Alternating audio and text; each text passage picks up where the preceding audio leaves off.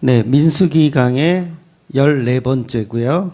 제목은 화려함을 덮는 십자가라는 제목입니다. 민수기 7장 10절에서 89절까지 7장을 다 봅니다. 네. 우리 합독은 10장에서 17절까지만 같이 읽을게요. 10절에서 17절까지 같이 읽겠습니다. 시작. 제단에 기름을 바르던 날에 지휘관들이 제단의 봉헌을 위하여 헌물을 가져다가 그 헌물을 제단 앞에 드리니라. 여호와께서 모세에게 이르시기를 지휘관들은 하루 한 사람씩 제단의 봉헌물을 드릴지니라 하였더라. 헌물 드린 자는 유다 지파 아미나답의 아들 나손이라. 그의 헌물은 성소의 세겔로 130세겔 무게의 음반 하나와 70세겔 무게의 은발이 하나라. 이 두 그릇에는 소재물로 기름 섞은 고운 가루를 채웠고 또 10세겔 무게의 금 그릇 하나라. 그것에는 향을 채웠고 또 번제물로 송아지 한 마리와 순양 한 마리와 1년 된 어린 순양 한 마리이며 속죄 제물로 숫 염소 한 마리며 호목 제물로 소 2마리와 순양 5마리와 숫 염소 5마리와 1년 된 어린 순양 5마리라. 이는 아비나답의 아들 나손의 헌물이었더라. 아멘. 네, 오늘 본문은 이제 10절부터 89절까지 본다 그랬어요. 그래서 이 내용들을 읽어보셨는지 모르겠어요. 네, 안 읽어보신 분이 더 많지 않을까. 그 내용을 이렇게 보면 12절 보면 이제 첫째 날 유다 지파 나손이 드린 예물, 그리고 이제 18절부터는 우리가 읽지 않았지만 둘째 날은 이제 이사갈 지파 느다넬이 드린 예물, 이렇게 이제 각각 한 사람씩 89절까지 제사 드리는 내용이 정말 지겨울 정도로 똑같은 내용이 반복적으로 기록되어 있어요. 네, 은쟁반, 은발이, 금그릇, 무게하고 내용까지, 종류까지도 다 똑같아요. 여러분, 효율성을 따지면 효율적으로 썼나요, 성경이? 그러니까 처음에만, 처음 하는 사람만 이렇게 기록하고, 그 다음 지휘관들은 이하 동문이다 이렇게 적으면 얼마나 편해요. 우리 작은 딸 그 졸업식에 갔었거든요. 근데 맨 앞에 등장하는 친구만 이걸 읽더라고요. 졸업장 내용을 읽고 그 다음 친구부터는 그냥 이하 내용은 같습니다. 이하 내용은 같습니다. 얼마나 좋아요. 종이도 아끼고 시간도 아끼고, 네, 얼마나 좋습니까? 그런데 성경은 왜 굳이 1번 타자부터 2번 타자, 3번 타자, 4번 타자 똑같은 내용인데 토시 하나 안 틀려요. 똑같은 내용을 꼼꼼하게 다 기록하고 있을까라는 거예요. 지루하지 않아요? 굳이 12번을 이렇게 똑같은 내용으로? 네. 왜 교회 와서 여러분 똑같은 복음의 설교를 매주 들어요? 가만 조용히 해봐.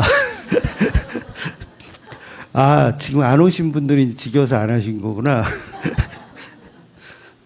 근데 우리는 사실 이게 인본주의적인 시각이거든요.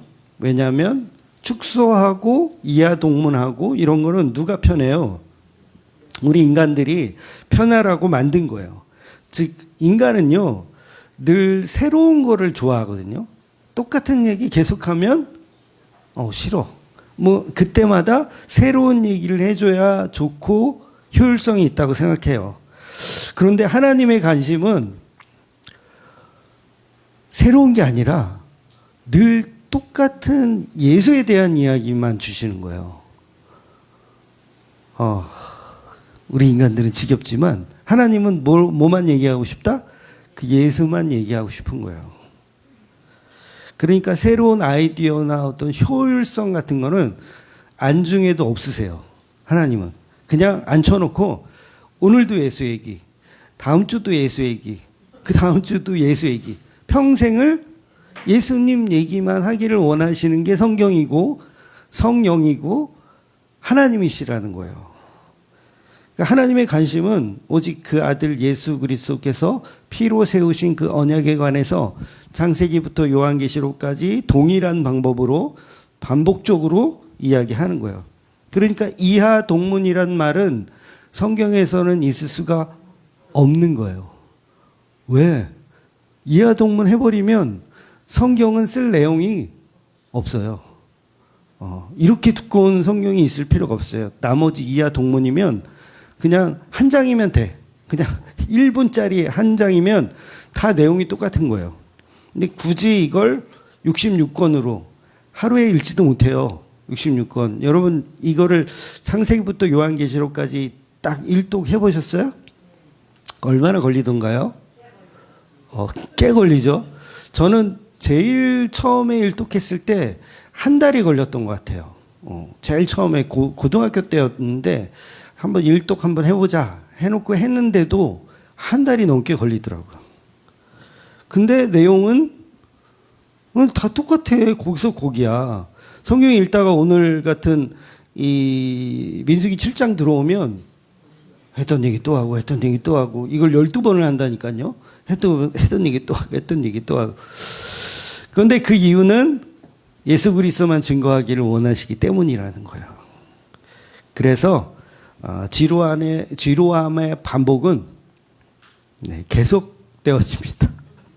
묵상, 그래서 주무시라고 하는 거예요. 저 너무 착하지 않아요? 주무세요. 어차피 반복돼요. 이번 주 못 들어서 이거 못 들었는데 어떻게 그러실 필요가 없어요. 다음 주에 또 나와요. 그 다음 주에 또 나오고 결국은 예수님 이야기만 하는 거니까. 그래서 우리가 묵상해야 될 것은 오직 예수님의 그 피. 그래서 광야에서 만나를 먹은 것도 무슨 의미예요? 일부러 하나님이 약 올리라고 너희들은 만나만 먹어야 돼 이렇게 약 올리라고 한 게 아니라 예수님의 피는 한결같다라는 이야기를 계속 하고 싶은 거예요. 그래서 어쩌면 하나님이 그래 너희들 지겹잖아 이걸 의도하신 걸 수도 있어요. 그만큼 예수님의 십자가가 본질이다라는 설명을 하는 거죠. 그래서 매주 들어야 할 설교는 예수님의 십자가 설교밖에 없다는 거죠. 그래서 가끔 빠지세요. 지루하면 어차피 그 내용이 그 내용이야. 알람 맞춰놔도 소용이 없어. 12시에 뭐 알람 울려도 그 내용이 그 내용이에요. 그래서 이제 10절부터 차근차근 보면 제단에 기름을 바르던 날에 지휘관들이 제단의 봉헌을 위하여 헌물을 가져다가 그 헌물을 제단 앞에 드리는 거예요. 그래서 오늘 설교의 어떤 핵심은 제단의 봉헌에 있어요. 제단에 무언가를 드리는 거. 그러니까 계시록 오전에 봤지만 계시록에도 제단이란 표현을 했죠. 제단 아래 영혼들이 있었다. 그러니까 전부 똑같은 얘기예요, 다른 얘기예요?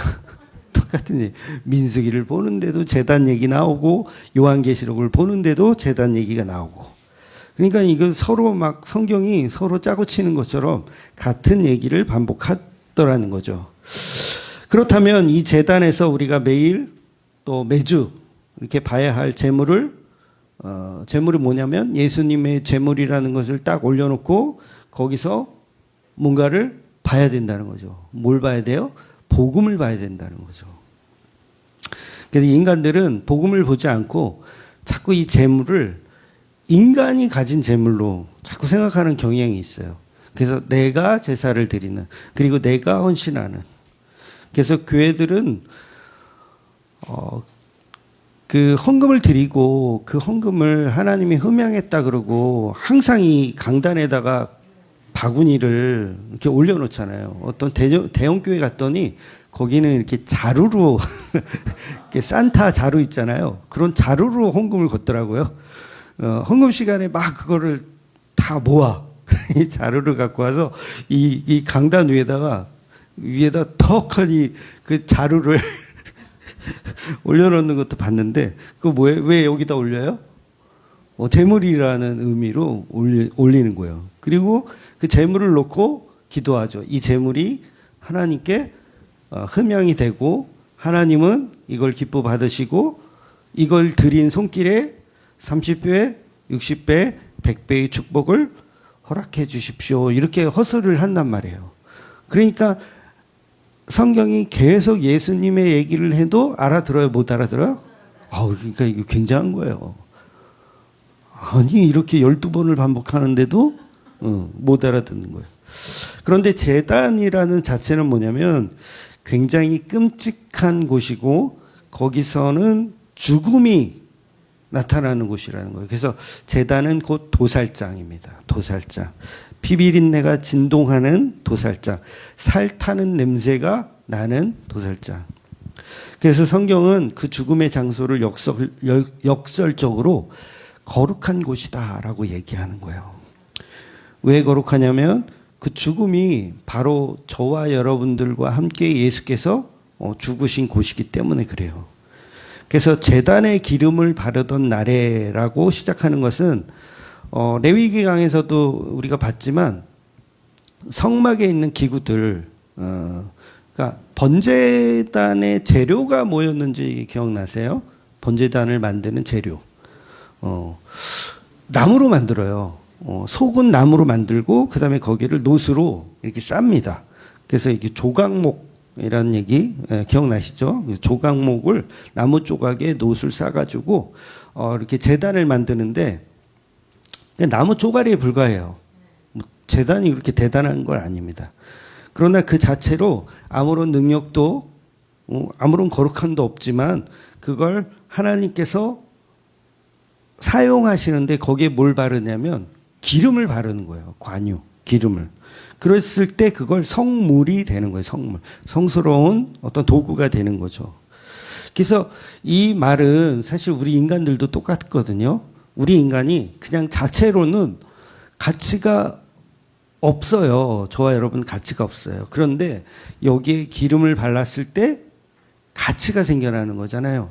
그러니까 성령이라는 그 분이 우리 안에 오셔서 마치 기름을 붓듯 우리 안에 내주하시면 그때부터 우리의 인생은 거룩한 인생으로 바뀌는 거예요.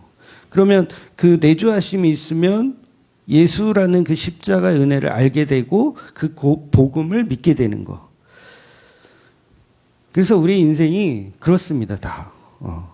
성령이 내주하지만 그 성령을 인식해요? 인식 못해요? 인식 못해요.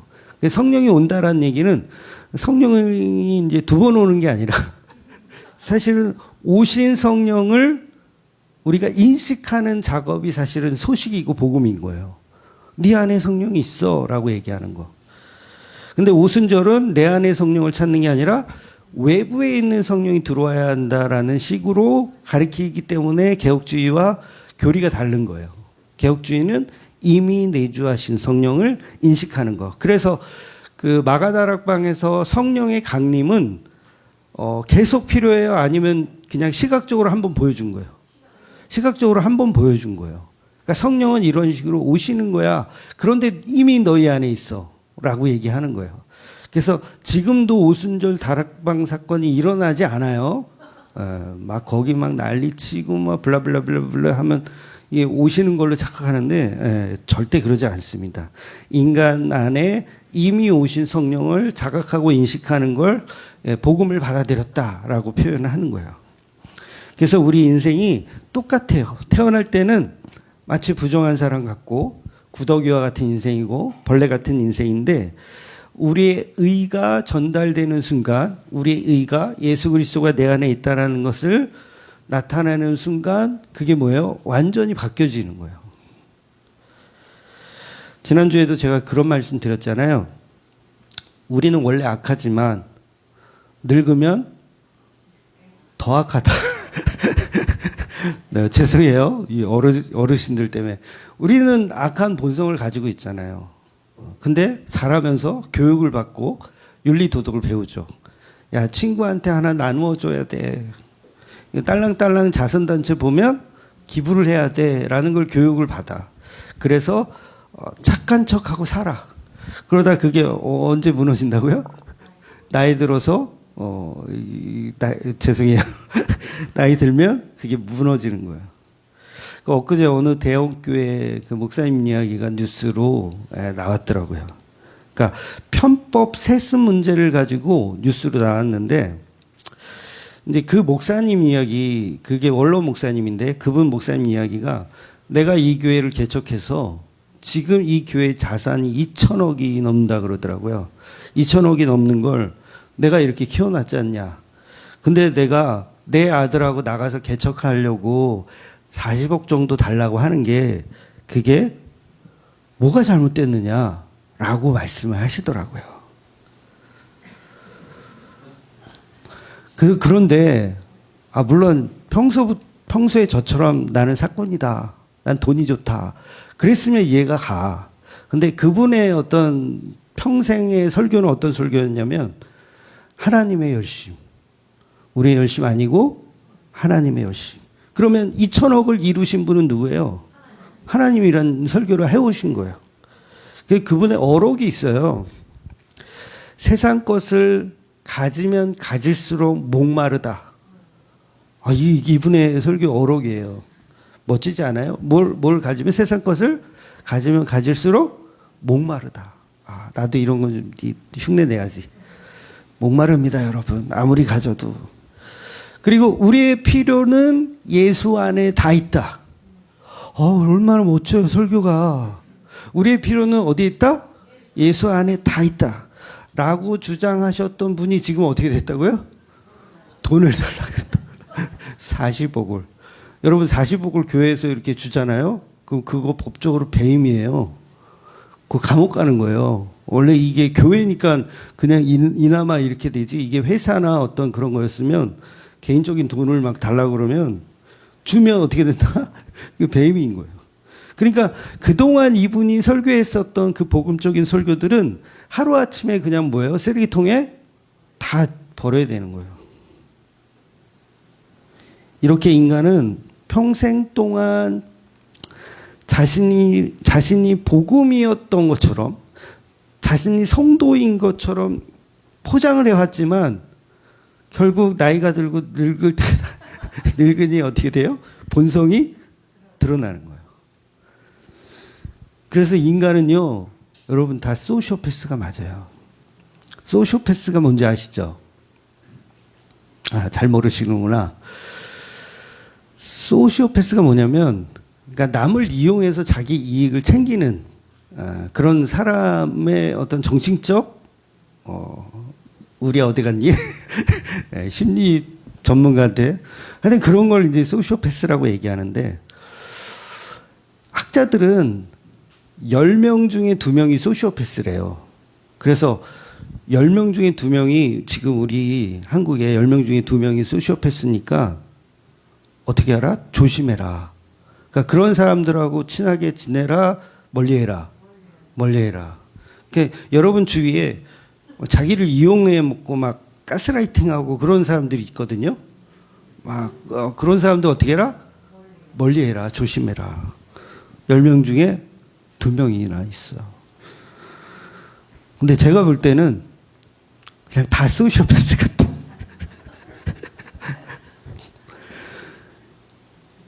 가인이 첫 번째 소시오패스잖아요. 아닌가요? 가인이 아벨을 죽였잖아요.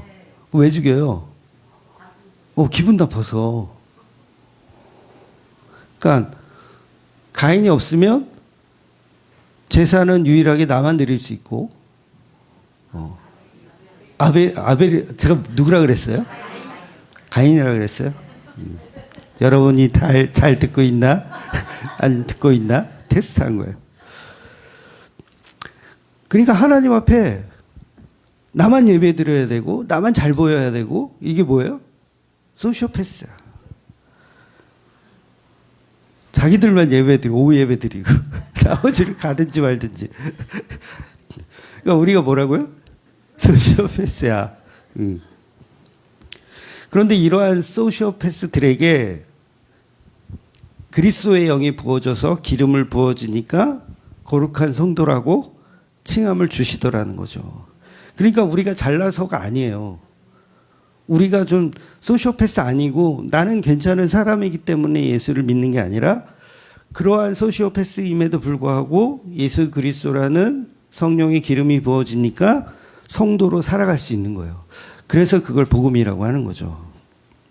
그런데 오늘날 교회들은 전부 자기의 정성으로 예배를 드리려고 해요. 거액을 헌금하고 화려한 건물을 짓고, 그러니까 내 교회를 내가 2천억의 규모로 만들었다. 물론 저는 그러지 못했지만 제가 2천억 규모의 교회를 키워놨는데 우리 막내 다주가 목사의 길을 걷고 있고 개척을 해야 되는데 돈이 없어. 그러면 저도 돈 달라고? 그럴 것 같아. 큰일 났네. 그러니까 인간은 고마워. 지켜. 그러니까 인간은 답이 있다 없다. 답이 없어요. 그러니까 제가 무슨 그 목사님을 이렇게 깔려고 하는 게 아니라 그게 정상적인 인간의 모습이라는 거예요. 억울하지. 평생을 2천억으로 키워놨는데 빈손으로, 물론 빈손으로 나가라는 건 아니지만, 그러니까 그분의 생각도 저게 인간이지라는 거예요. 근데 물론 그걸 죄라는 것을 알아야죠. 죄라는 것을 모른다는 게 이제 문제지. 저는 죄라는 것을 알 것 같아요. 알지만 돈 줬으면 좋겠어. 요건 다른 거예요. 이해가 되세요? 요건 다른 거지. 죄인지를 모르는 거하고 죄인지는 알지만 그래도 갖고 싶다. 네. 인간은 다 마찬가지예요. 누구나 그 자리에 있든. 그래서 민수기 본문에서는 지휘관들이 드린 예물을 보니까 뭐 은쟁반 130세겔, 은발이 뭐 70세겔, 금 그릇 13개. 세상의 기준으로 보면 이제 엄청난 보물이고 굉장히 가치가 있는데, 그런데 이런 보물의 이 가치 자체는 번제단에서 드려지는 예물이라는 거예요. 그러니까 번제라는 의미는 사라진다, 여전히 있다. 사라지는 거예요. 사라지는 거. 그러니까 진짜 예물은, 하나님께 드리는 예물은 사라지는 거예요. 그러니까 우리가 쉽게 얘기하는 내가 하나님께 드렸으니 하나님이 30배, 60배로 돌려주신다는 건 이미 그 사람은 예물을 드린 게 아닌 거예요. 그건. 재물의 개념조차도 모르는 거예요. 마태복음 23장 19절에 보면 아주 중요한 말씀을 하거든요. 제가 읽어드리면, 맹인들이여 어느 것이 크냐? 그 예물이냐? 그 예물을 거룩하게 하는 제단이냐? 이런 말씀을 하셨어요. 그러니까 예물이 가치가 있냐? 아니면 그 예물을 거룩하게 하는 제단의 가치가 있냐라는 거예요. 당연히 어디에 가치가 있어요? 제단의 가치가 있는 거예요.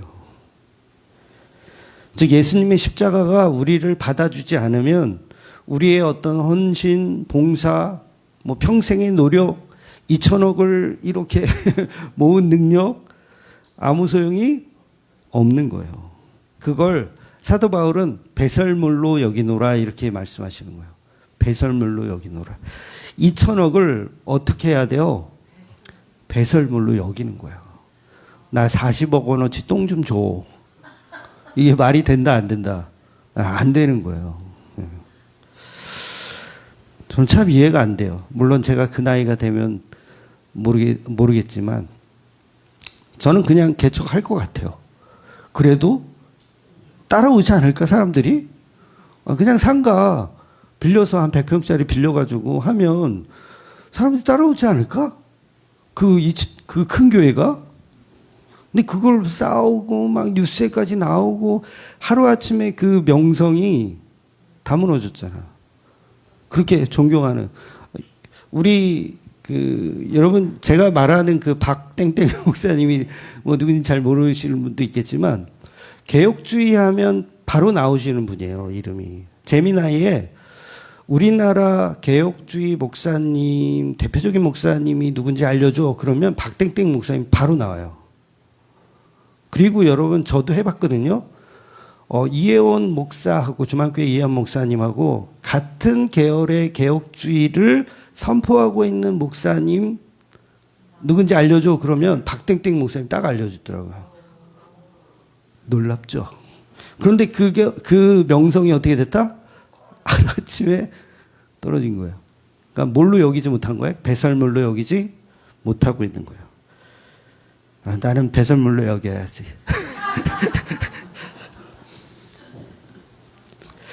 그러니까 아벨의 제사를 하나님이 받으신 이유는 비싼 곡식을 바쳐서가 아니라 죽음을 들고 왔기 때문이에요. 죽은 양의 기름, 살과 피. 예수 그리스도를 상징하기 때문에 하나님이 받으셨다는 거죠. 그러니까 이 제물의 가치가 있으면 안 돼요. 오히려 저에게 이 가치가 투영되어지고, 곡식 같은 거는 내 가치가 투영되어지잖아요. 내가 노력과 수고와 땀과 이게 곡식 안에, 가인의 곡식 안에 있지만, 아벨의 제물에는 아벨의 어떤 재능이나 무엇이 들어가지가 않았어요. 전혀. 여러분, 목동은 뭐 다윗 시절에만 하더라도 목동은 가치 있는 직업이에요? 아니면 천한 직업이에요?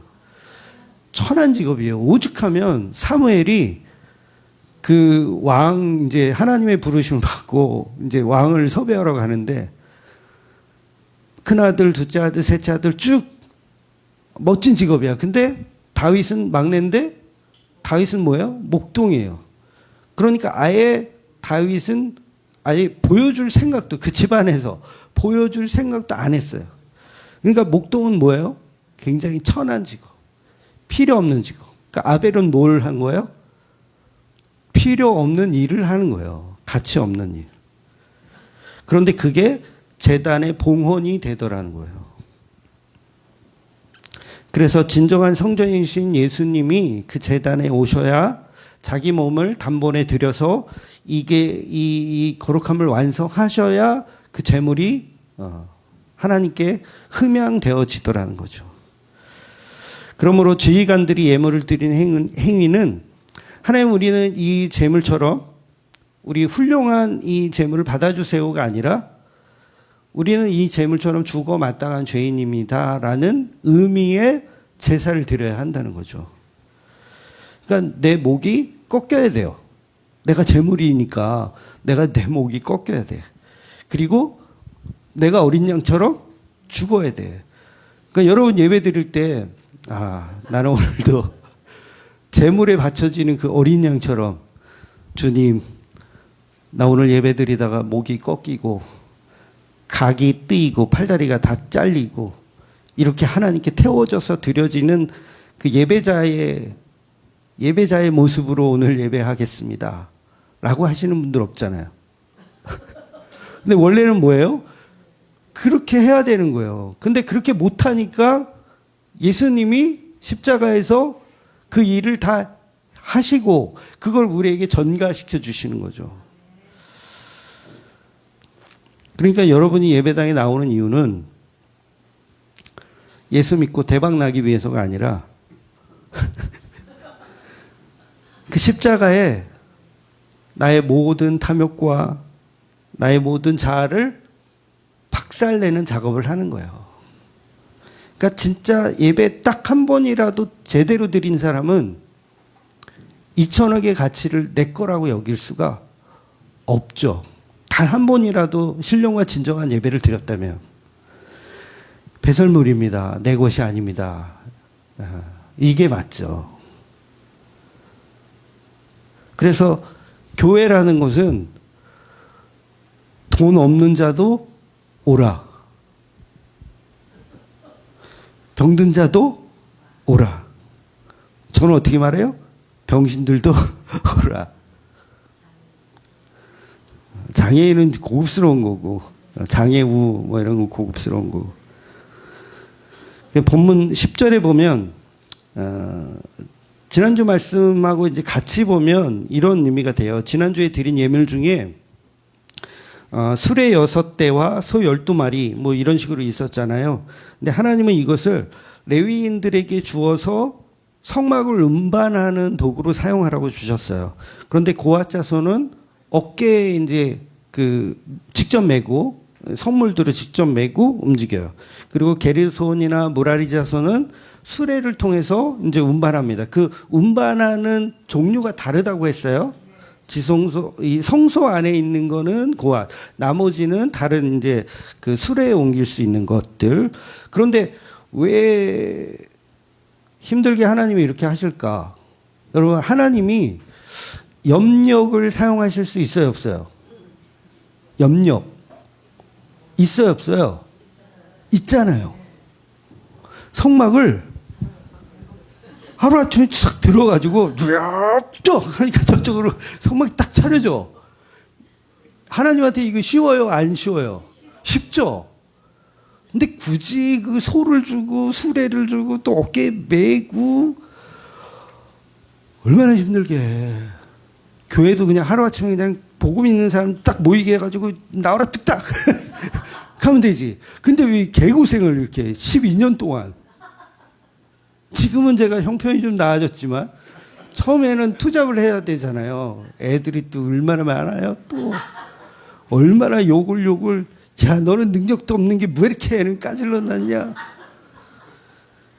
욕 안 먹었을 것 같아요 저? 물론 대놓고 이렇게 욕하진 않지만 다 들려. 여러분도 몇 명 있을 거야. 아, 저 인간은 능력도 없는데 애는 뭐 넷이나 낳냐? 요새 애를 하나 낳고 뭐 대학교까지 대학원까지 이렇게 키우는데 들어가는 비용이 3억 얼마래요. 그럼 저는 12억이 든다는 얘기야. 주머니에 1200만 원도 없으면서 무슨 12억이 어딨어. 아무 생각이 없는 거죠. 그러니까 하나님이 이렇게 슝 하고 딱 성막을 이동시키면 되는데 왜 굳이 개고생 시키면서 광야를 살게 하시는가? 결국은 그래야 예수님을 알아먹기 때문에 그래요. 우리의 삶의 고난이 없으면 예수님을 알아먹는다, 못 알아먹는다. 못 알아먹어요. 애를 키우면서 이 사랑이 어떤 건지, 결혼 안 하신 분들한테는 좀 독신주의자들한테는 죄송한데 웬만하면 결혼하시라고 준 얘기하거든요. 그러니까 애를 못 낳으면 입양이라도 해서 그 마음을 서로 공유하는 거야. 그게 하나님 마음이거든요. 그걸 신학에서는 자연계시라고 하고 자연계시에서 뭘 느껴요? 하나님의 사랑을 느끼는 거예요. 그래서 자식과 부모, 그 다음에 부부, 이게 다 뭐예요? 다 복음을 알아가는 하나의 사랑을 시청과 교육하는 거예요. 그러니까 광야에서 개고생하는 것도 뭐 때문에 하는 거예요? 예수님 알아먹으라고. 여러분의 삶이 왜 안 풀려요? 야, 이 정도 샀으면 로또가 맞을 뻔한데 벌써 한 20년을 샀는데 한 번을 안 맞아. 왜 그런 거예요? 예수님 알아먹으라고. 만약에 한 방에 1등하면 예수님이고 뭐가 없어. 자기가 왕이 되어서 사는 거예요. 그래서 예수님이 무거운 짐을 들게 하시는 거예요. 들게 하시는 거. 그래서 그 짐을 어떻게 해라? 수고하고 무거운 짐자들아 다 내게로 오라. 그리고 나의 멍에를 메고 배우라 라고 말씀하시는 거예요. 그러니까 신앙생활은 나의 멍에를 벗어 던지는 게 아니에요. 여전히 나의 무거운 짐을 지고 가는 거예요. 근데 누구한테 가냐? 예수님한테 가서 예수님과 이것을 나누어지는 거예요. 물론 그 수고하고 무거운 짐 진 자들아의 본질은 율법의 본질이거든요. 그 율법의 본질을 예수님께로 내려놓는 거예요. 그런데 우리는 어떤 멍에를 또 예수님과 메고 가야 되냐면 그 십자가라는 멍에를 같이 메고 가는 거예요. 그러니까 불행 끝 행복 시작은 없어요. 없어. 이거 모르니까 40억 가지고 시작하려고 그러지. 그러니까 성도는 도망가봤자 소용이 없어요. 예수님을 피해서 도망가봤자 결국은 하나님이 끌어다가 십자가 앞에 내려놓는 거야. 확 처박는 거야. 십자가 안으로. 죽어야 사니까 그래요. 성도는 죽어야 사니까. 그래서 지휘관들이 이렇게 힘들게 이삿짐을 옮겨야 되는 건 결국 예수님을 알아먹으라는 거예요. 비록 우리가 소처럼 일하고 땀 흘리고 고달픈 인생을 살지라도 이 인생 가운데 나의 이 수레를 운반하시고 나의 어깨의 짐을 함께 메고 가신 그리스도를 알아먹으라고 이 세상에서 주신 하나님의 은혜라는 거죠. 그래서 사실은 어깨에 내가 법궤를 메고 가는 것 같지만 실제로는 법궤가 나를 메고 가는 거예요. 법궤가 나를. 그래서 뒤돌아보면 이 모든 것이 은혜. 네, 은혜. 그러니까 십자가 지는 게 걱정스럽잖아요. 맨날 목사님 맨날 십자가 지어라. 맨날 그러는데 걱정스럽지만 걱정 안 해도 돼요. 왜냐하면 십자가가 나를 메고 가니까. 그래서 우리는 그 십자가가 나를 인도하시는 거예요. 그러니까 이것을 깨닫는 게 은혜라는 거죠. 그래서 진리가 정말 우리 안에 임하면 뭐가 생겨요? 자유함이 생기는 거예요. 아, 이거 알란가 몰라? 자유함이 생기는 거예요. 복음이 우리를 짓누르는 게 아니라 사실은 그 짓누름 속에서 자유함이 생겨요. 이제 11절을 볼게요. 11절 보면 여호와께서 모세에게 이르시기를 지휘관들은 하루 한 사람씩 제단의 봉헌물을 드릴지니라. 그리고 12절부터 83절까지 이 내용이 이제 12일 동안 반복적으로 계속 나오는 거예요. 그러니까 하루에 한 사람씩. 이거 얼마나 비효율적이에요. 야, 이건 뭐 릴레이 기도하는 것 같네. 그렇지 않아요? 하루에 한 번 그냥 한꺼번에 하는 게 더 멋있지 않아요? 효율성으로 따지나? 멋있잖아요. 그러니까 많이 모여서 한꺼번에 예배 드리는 게 멋있죠.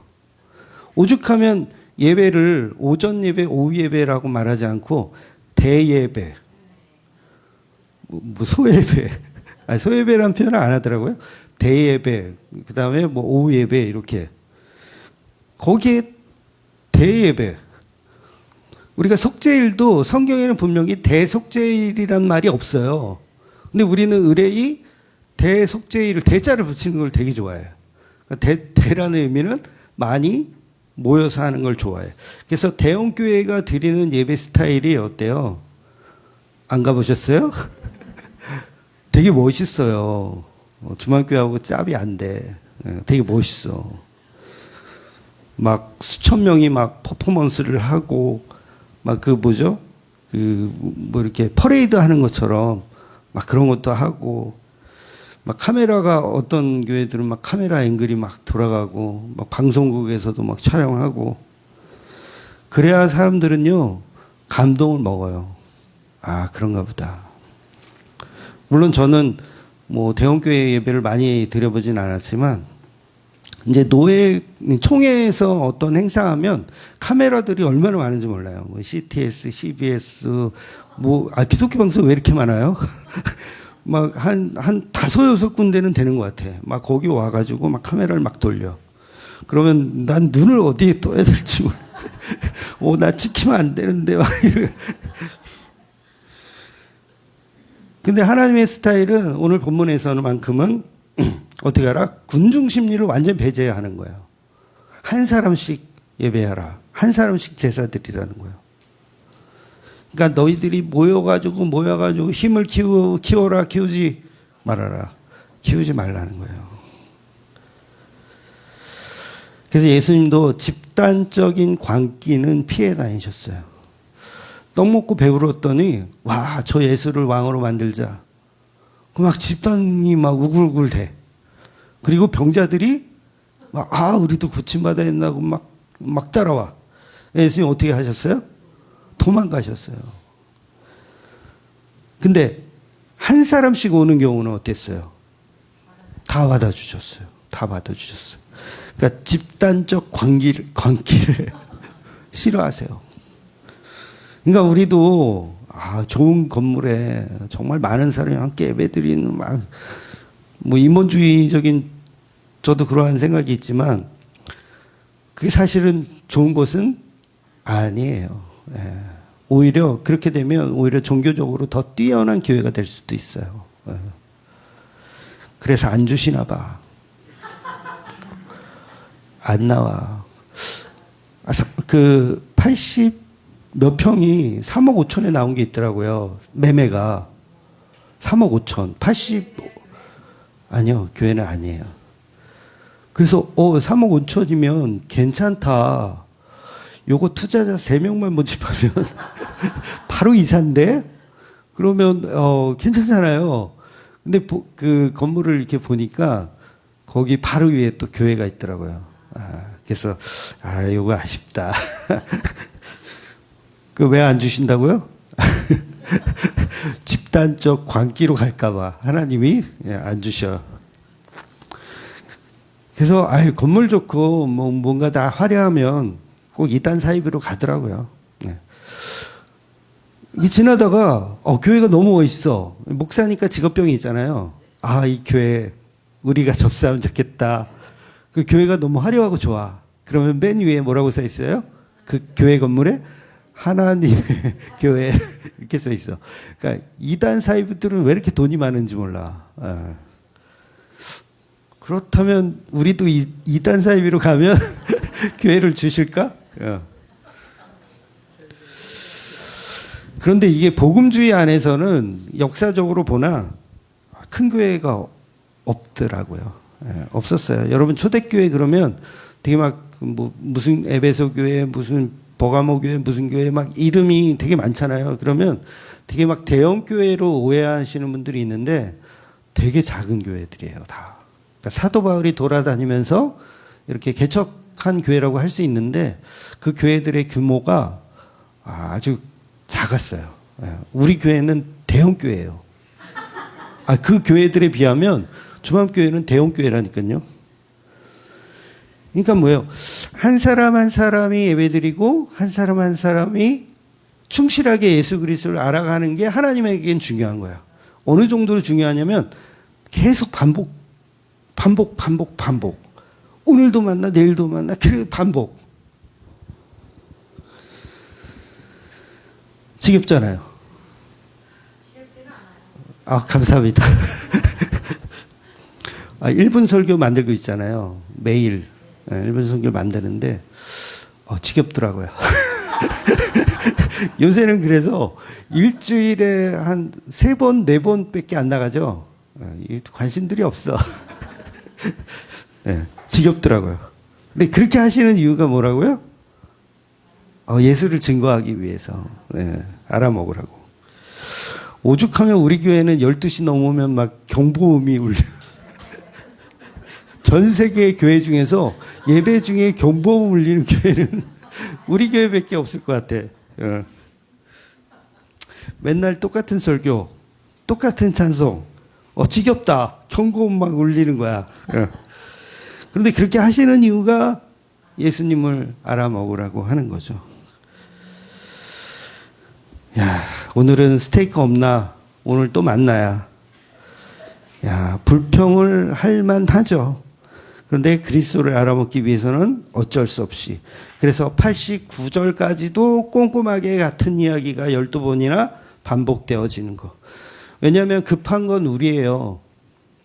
하나님은 급해요, 안 급해요? 하나님은 안 급해요. 이미 창조 때 다 만들어 놓으셨어요. 여러분 제가 그 유튜브에 올릴 때 예약을 걸어놔요. 예약을. 그러니까 미리, 그러니까 1분 설교를 하루에 한 3편, 4편을 만들 수 있거든요. 시간 날 때 막 3, 4편을 한꺼번에 만들어 놓고 요걸 어떻게 한다? 예약을 걸어놔요. 요거는 월요일, 요건 화요일, 수요일 이런 식으로 예약을 걸어놔요. 그러면 한 4개를 예약을 걸어놓으면 한 4일 동안 편해요, 안 편해요? 편한 거예요. 급해요, 안 급해요? 안 급해요. 그러니까 하나님이 이 세상을 창조하시고 구원의 서정 계획까지 사실은 다 하나님 안에 예약을 다 걸어 놓으셨어. 그러니까 하나님은 안 급해요. 급한 건 누구야? 우리야, 우리. 그래서 저와 여러분의 믿음이 더딘 것 같고, 왜 내 인생은 이렇게 제자리 걸음인 것 같고, 그리고 내 사랑하는 가족들은 왜 여전히 복음을 받아들이지 않고 더딘가? 라고 우리는 조급해하지만 하나님의 그 관점에서는 전혀 급할 게 없는 거예요. 그러니까 우리는 그저 매일 드리는 상범제에서 내가 죄인이고 죄인입니다를 그냥 반복하고 있으면 되는 거예요. 하나님의 여정의 시간표는 완성되어 있고 그 걸음대로 우리는 걸어가고 있을 뿐이라는 거죠. 이제 이 긴 민수기 이 84절에서 88절로 보면 그 예물의 합계를 또 희한하게 얘기하고 있어요. 그러니까 숫송아지, 순양, 어린 양, 이 숫자가 굉장히 많거든요. 이 많은 짐승들이 결국은 어떻게 되느냐라고 했을 때 다 어떻게 돼요? 네, 다 죽는 거예요. 불의 연기로 다 사라지는 거예요. 화려한 은쟁반, 금그릇, 결국 짐승의 피를 담고 죄를 담는 그냥 그릇으로 사용되어질 뿐인 거예요. 그래서 모든 행렬은 죽음으로 끝나요. 출애굽해가지고 그 광야 1세대 뭘로 끝나요? 죽음으로 끝나요. 화려한 것도 죽음으로 끝나요. 베드로후서의 말씀에 그런 말씀이 있어요. 우리의 영광은 뜨거운 불에 사라지는 거다라는 표현이 있어요. 타오르는 제단으로 사라지는 거고 오직 그리스도의 희생만 남는 거예요. 그러니까 우리가 옛날에 왕년에 뭘 했다, 내가 교회에서 뭘 했었다, 이런 거 소용이 없어요. 전혀. 소용없어요. 하나님 보시기에는 그냥 다 아무것도 아닌 거예요. 그냥 예수 그리스도를 담아낸 그릇이었을 뿐이지 그 가치는 없는 거예요. 오전에도 잠깐 말씀드렸지만 신의 악단 영화 다시 한번 홍보드려요.